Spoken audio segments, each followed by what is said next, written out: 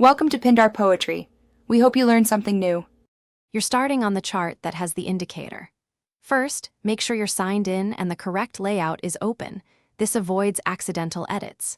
Next, locate the indicator's name in the pane's header or the top left legend so you remove the right one. Once identified, right-click the indicator name or click the small settings menu icon.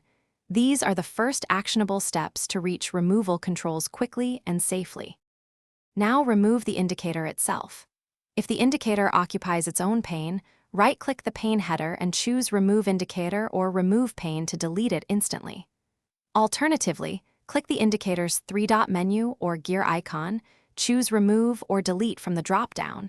This is useful when it shares a pane. Once removed, scan the chart and any overlay legends to make sure duplicates weren't left behind, and save the updated. Finish by saving the chart layout so the removal sticks across devices.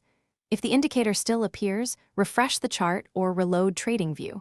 Sometimes caching or a stuck session prevents immediate removal. Make sure you didn't accidentally hide it instead of deleting. Check the indicator list, FX icon, and toggle visibility. If all else fails, clear browser cache or sign out and back in, then reopen the layout. If you want it back, reapply it from the indicators library and adjust settings.